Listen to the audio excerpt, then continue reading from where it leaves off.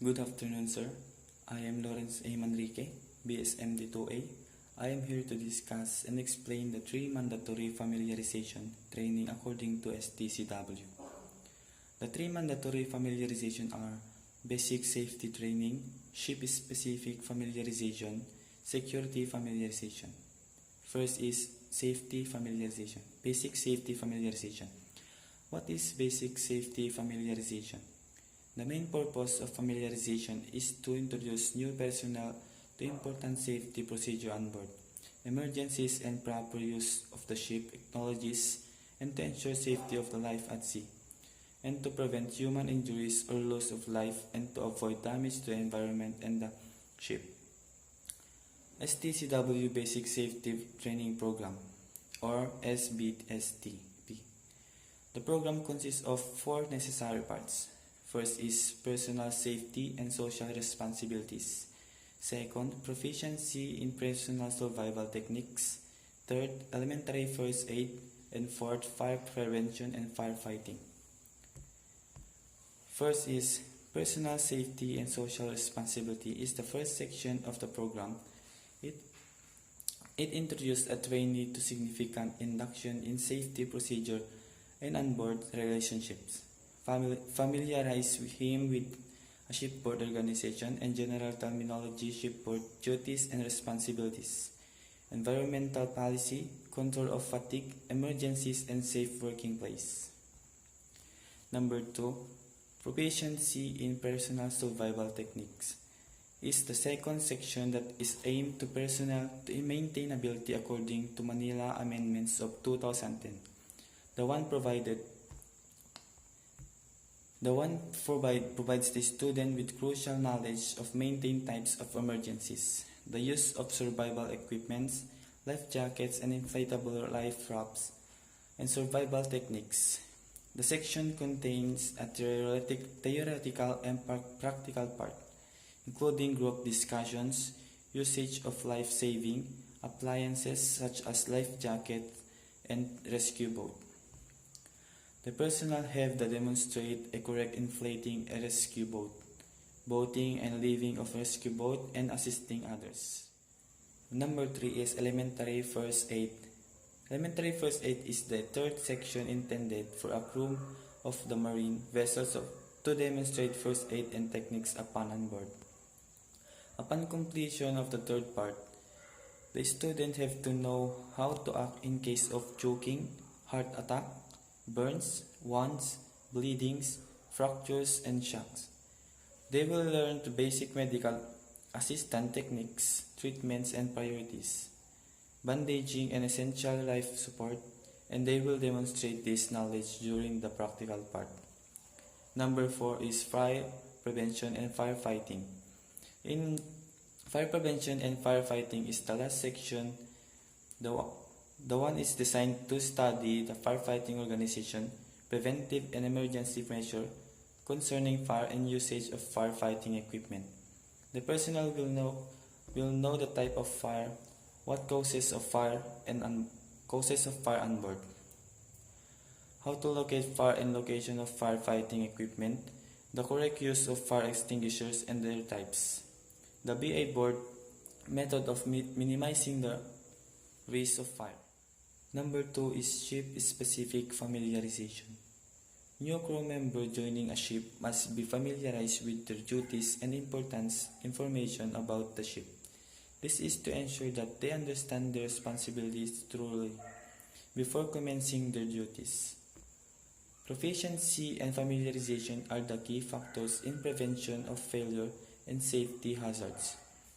Though all crew personnel joining the ship have to do STCW training, there are several specific instructions which are important for safe operations on ship. The officer must also ensure that the new crew members know the following. Number 1, location of life jackets and immersion suits along with the procedure of wear the life jacket. Number 2, location of escape routes. Number 3, actions for man overboard situation. Number 4, different type of alarms on board ships. Number 5, location of his or her cabin along with the location of the nearest escape routes and fire extinguishers. Number 6. Procedure for abandoned ship alarms. Number 7. His or her duties in the master list and during emergency situations. Number 9. Basic of fire prevention on ships. Number 10. Action to be taken in case of medical emergencies before further medical assistance is received. Number 11. Operational fire and watertight doors fitted on ships. And number 12. Important instruction on the various drills on ships. Number 13. Procedure to operate fire extinguishers. Number 14. Procedure to raise an alarm in the case of accident or emergency. The main objective of the maritime safety awareness is to ensure proper shipboard safety and emergency orientation to all ship operators. Hence, preventing repeated disaster from occurring. Ship familiarization is important because it helps the newly joined crew to know more better about the vessel.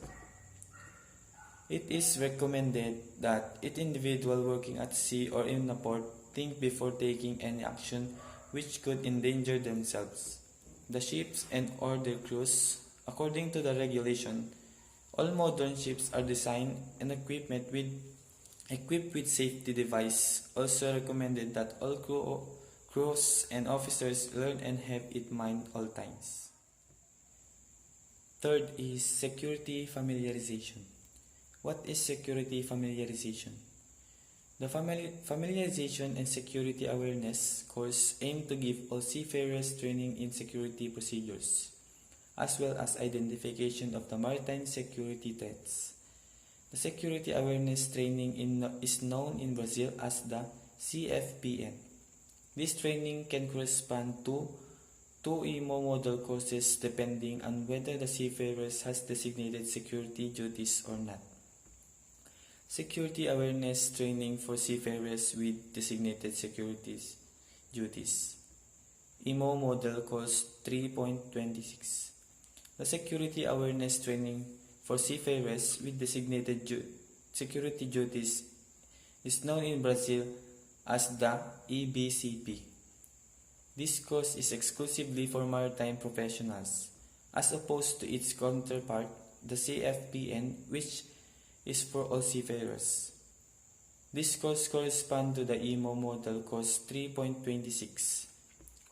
Prior being assigned shipboard duties, all seafarers employed or engaged in any capacity on ships to which the ISPS code applies should receive security-related familiarization training. The familiarization training is performed by the ship security officer or an equally qualified person and provide guidance for the seafarers so that they are at least able to report a security incident, know which procedures to follow when they recognize a security threat, and take part in security-related emergency and contingency procedures.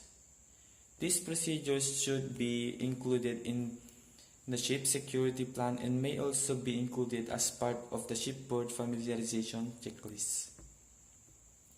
Security awareness training for all seafarers, IMO model course 3.26.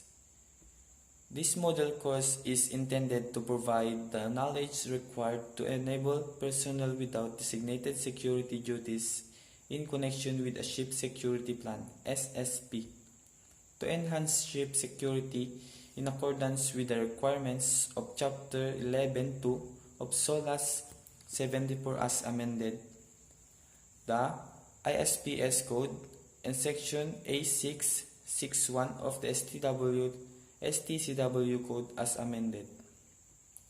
Those who successfully complete this course should achieve the required standard or competence enabling them to contribute the enhancement of maritime security through a heightened awareness and the ability to recognize security threat and to respond appropriately.